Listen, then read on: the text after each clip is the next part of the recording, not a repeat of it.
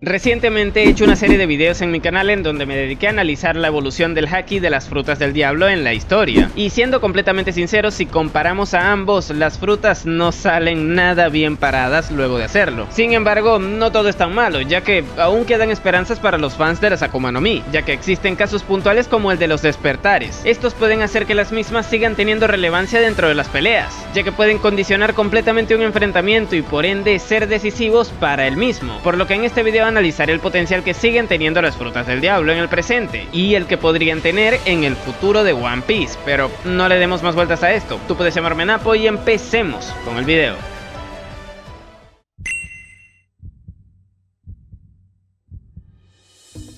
Bueno, lo primero que debo hacer es darles un poquito de contexto acerca de cómo en este canal llegamos a la conclusión de que las frutas del diablo actualmente perdieron importancia. La principal razón de esto es que previo al salto temporal estas tenían muchísima relevancia en los enfrentamientos. De hecho, en la gran mayoría de los casos fueron factores fundamentales que condicionaron completamente los mismos, o en su defecto las razones por las que estos se decidieron, o en algunos otros casos incluso ambos. Pero para que nos entendamos mejor, es muy difícil encontrar en la primera parte de la historia una batalla realmente memorable entre dos personajes y que en la misma no destaque una fruta del diablo. Quizás la de Zoro contra Ryuma podría ser un ejemplo, pero tenemos que tener en cuenta que dicha pelea solo se pudo dar gracias a los efectos de la fruta de Moria. Quizás un ejemplo mejor sería el de Zoro contra Mihawk, pero bueno, el punto es que hay que buscar bastante para encontrarlas. En cambio, tras el aprendizaje del uso del Haki por parte del trío monstruoso en la banda, las frutas pasaron a tener menos relevancia en general, ya que posterior a ello, cuando las habilidades de una fruta resaltaban, generalmente lo hacían gracias a la destreza de los usuarios que las empleaban, más que por el poder que éstas otorgaban por sí mismas, como sucedió en el caso de Doflamingo, por ejemplo. Y por otro lado, tenemos combates como el de Luffy contra Katakuri o el propio Luffy contra Kaido, que giran en torno al uso avanzado de algún tipo de Haki. Es por esta razón que las frutas dejaron de ser tan relevantes en los enfrentamientos, a pesar de que nunca dejaron de estar presentes. No obstante, eso no quita que en las peleas de más baja categoría, como podría ser el caso de la de Robin contra Black Maria, aún sigan teniendo una fuerte presencia. De hecho, ese combate fue puro uso de frutas y estrategia, al igual que la de Kid y Law contra Big Mom, por ejemplo, donde ambos lograron ganarle a la emperatriz gracias al uso de sus frutas, pero al ser despertadas. Y algo parecido sucedió con Luffy y Kaido, pelea que giró en torno al uso avanzado del Haki del Rey, o Cock para el que le guste, pero que también se decidió en el momento en el que Luffy despertó su fruta. Esto me hace pensar que a medida en que los enfrentamientos van escalando en cuanto a relevancia, las frutas requieren de ser despertadas para poder ser decisivas, siendo las peleas más importantes, definámoslas como las de nivel Yonkou por comodidad, en las que esto sucede, mientras que en un escalón por debajo, que en este caso serían las de nivel comandante, las frutas juegan un papel más en el conjunto de factores que influyen en el enfrentamiento, pero por sí mismas no son tan decisivas, y un buen ejemplo de ello es la pelea de Zoro contra King,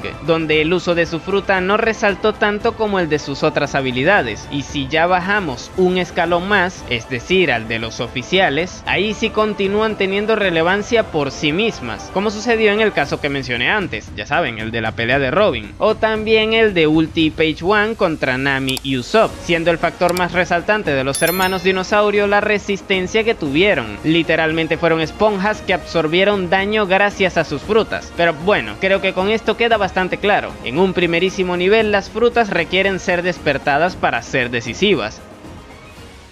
Y ahora que conocemos esto, ¿cuáles son las posibilidades que tienen al estar despiertas?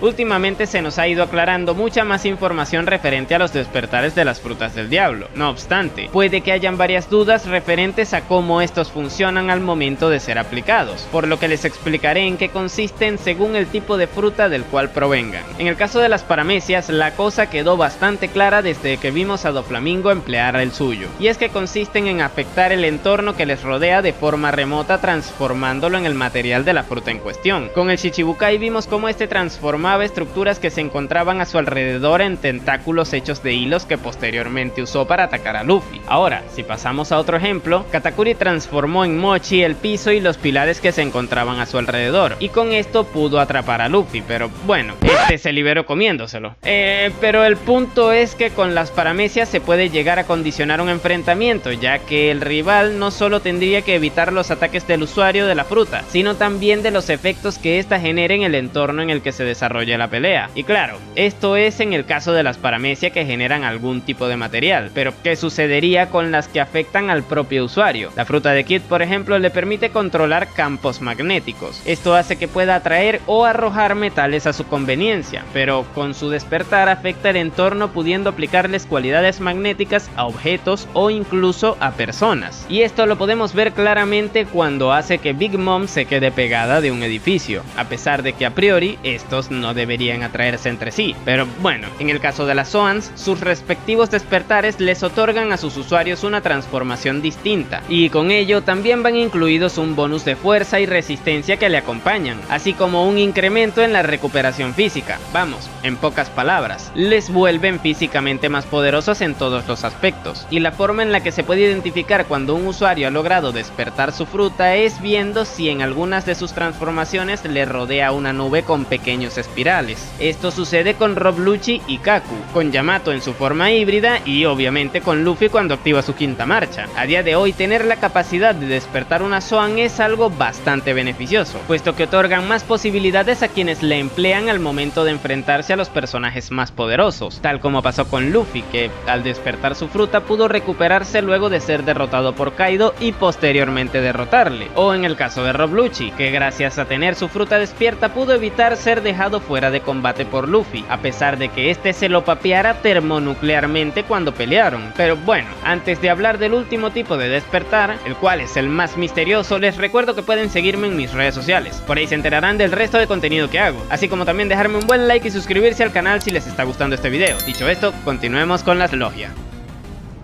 Ya si hablamos de las logias, la cosa se pone más complicada, puesto que aún no se ha confirmado en qué consisten sus despertares, pero puede que tengamos posibles pruebas que nos lo indiquen, y para ello debemos irnos a Punk Hazard. ¡No, por favor, Dios, no! Pero no al arco, no se preocupen, sino a la isla en sí misma. Originalmente este lugar era un sitio normal, bueno, todo lo normal que puede llegar a ser una isla en donde se experimenta con genética teniendo a varias personas capturadas en contra de su voluntad, pero ustedes me entienden. El clima era normal. No obstante, tras los acontecimientos de Marineford y la renuncia de Sengoku al puesto de almirante de flota, alguien debía ocupar su lugar, por lo que los dos aspirantes al puesto, los almirantes Akainu y Aokiji, eligieron esa isla como lugar en donde librarían un combate para decidir quién sería el sucesor del señor que tiene una cabra como mascota. Y bueno, ya todos se saben el resto. Akainu ganó y se quedó con el puesto, mientras que Aokiji perdió y se fue de la marina sin una pierna. El tema es que tras su enfrentamiento la isla quedó completamente destruida. Ya no era ese lugar en donde pudo haber existido vegetación siquiera, sino más bien una tierra hostil e infértil debido al clima que hay en la misma, teniendo una mitad tan fría como el Polo Norte y la otra que es más un terreno volcánico con lava por donde metas el ojo. Pero bueno, a lo que voy con todo esto es que puede que dicho cambio se haya dado como consecuencia de los despertares de ambos usuarios, ya que las características de ambas mitades de la isla corresponden a los elementos de las frutas logias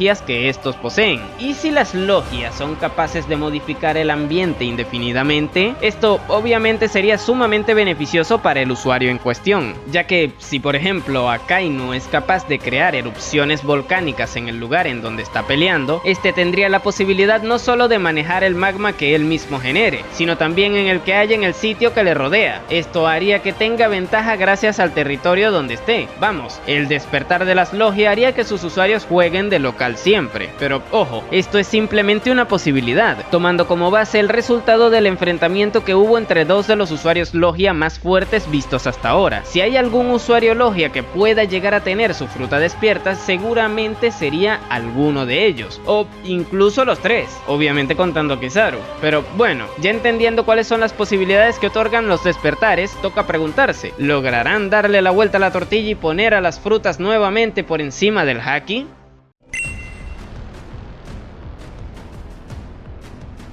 En el primer video que hice referente a este tema mencioné que la historia va encaminándose hacia una dirección en donde, más que depender de la dominancia de las frutas, lo que tendrá más protagonismo será la capacidad del usuario en combinar las habilidades que éstas le otorgan con su estilo de combate y con el haki que poseen. Esto obviamente hablando de las batallas de primera categoría, es decir, las más importantes. Y en esto también van incluidos los despertares de las mismas, los cuales por sí solos no harían que el usuario pueda ganar un combate. Y de eso ya tenemos pruebas. En el caso de la batalla de Luffy contra Kaido, el sombrero de paja fue capaz de ganarle gracias al despertar de su fruta, ya que con esta logró volverse a levantar y tener la fuerza suficiente para seguir peleando. Pero si no hubiera empleado el color del conquistador, o Cock para el que le guste, en sus golpes, los mismos no hubieran sido suficientes para derrotar a Kaido. Y lo mismo pasa con el caso de Kid y Law vs Big Mom, ya que ahí los Supernova pudieron derrotar a la emperatriz gracias a aplicar sus respectivos despertares en la pelea, pero realmente el daño nunca llegó a ser suficiente para dejarla fuera de combate. No olvidemos que Big Mom fue derrotada en el momento en el que explotó al caer en el magma que había en las profundidades de la isla de Wano, no cuando Kid le atacó con su Punk Damage ni cuando Law le aplicó el Shock Wild. Y es por estas razones que doy por hecho que por sí solo el despertar de una Akuma no Mi no sería suficiente para resolver un combate a estos niveles. Por la misma, los usuarios que puedan llegar a estar a este nivel o a uno parecido, como pudiera ser un almirante de la marina, no debería centrarse nada más en el despertar de su fruta para lograr estar a la altura de las peleas principales que deberíamos ver en un futuro, por lo que lo ideal sería que lo aplicara en conjunto con una estrategia además del uso avanzado de algún tipo de haki, y lo mismo va dirigido para el resto de los usuarios, a excepción de Barba Negra, claro, ya que el chiste de este es que precisamente se centra mayoritariamente en las frutas. Por algo es el único personaje que hemos visto de momento con dos habilidades distintas, pero bueno, como conclusión solo les puedo decir que a diferencia del haki, el cual es prácticamente indispensable para poder lograr mantenerse en este nivel tan alto y seguir ascendiendo, por mucho despertar que pueda llegar a tener, las Akuma no Mi seguirán siendo opcionales. Premia más la estrategia o el estilo de combate bien desarrollado, y si no me creen a mí, pregúntenselo a Roger,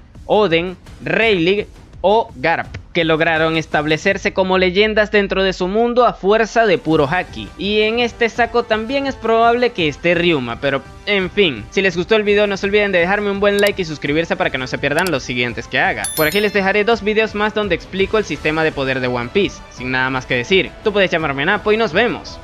en el siguiente video.